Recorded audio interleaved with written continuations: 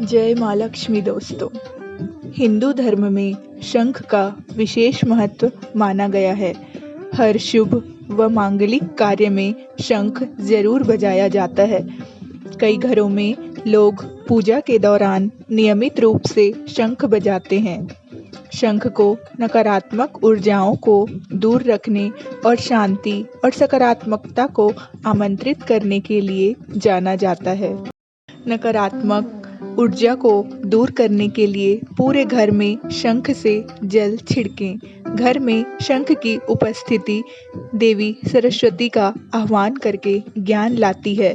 वास्तु दोष वाले घर में नियमित रूप से शंख बजाने से वास्तु दोष समाप्त हो जाते हैं।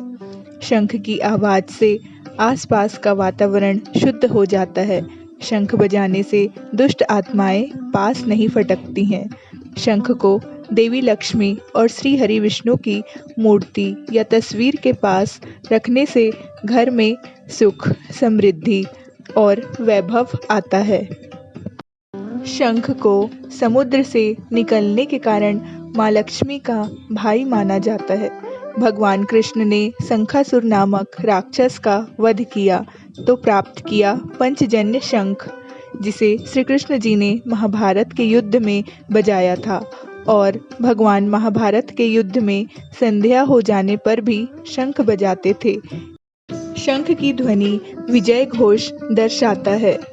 कहते हैं जहाँ शंख रहता है वहाँ लक्ष्मी जी विराजमान रहती हैं। शंख बुद्धि का प्रतीक है, लक्ष्मी का प्रतीक है, पवित्रता का प्रतीक है।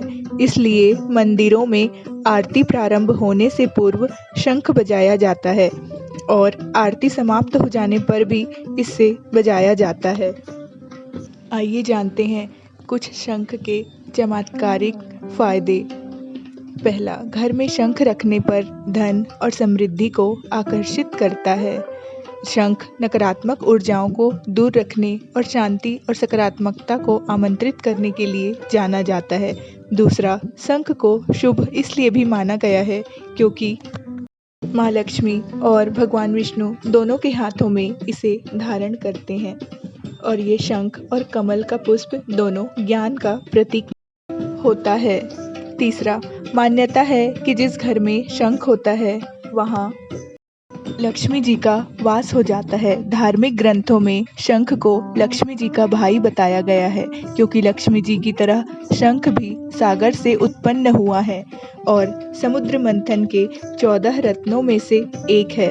चौथा, पूजा पाठ में शंख बजाने से वातावरण पवित्र होता है और जहाँ तक इसकी आवाज़ जाती है इसे सुनकर लोगों के मन में सकारात्मक विचार उत्पन्न होते हैं।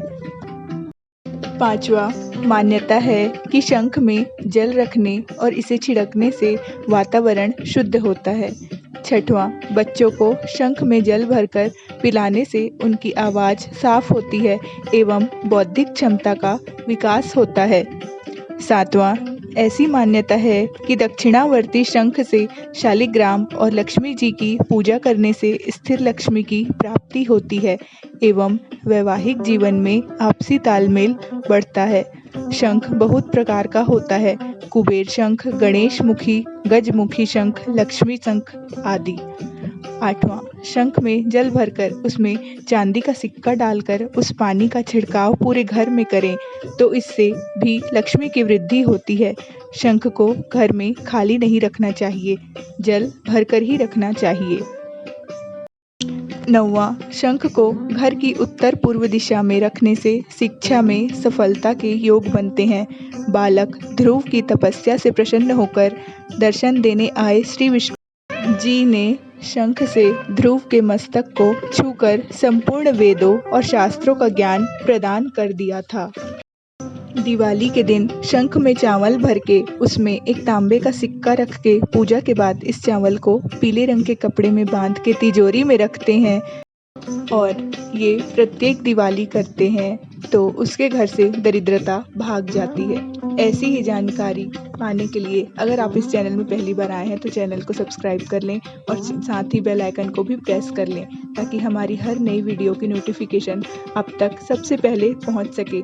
हम इस चैनल में माँ लक्ष्मी पूजा विधि और लक्ष्मी जी को प्रसन्न करने के उपाय इस चैनल में शेयर करते हैं। मिलते हैं नई जानकारी के साथ नई वीडियो में।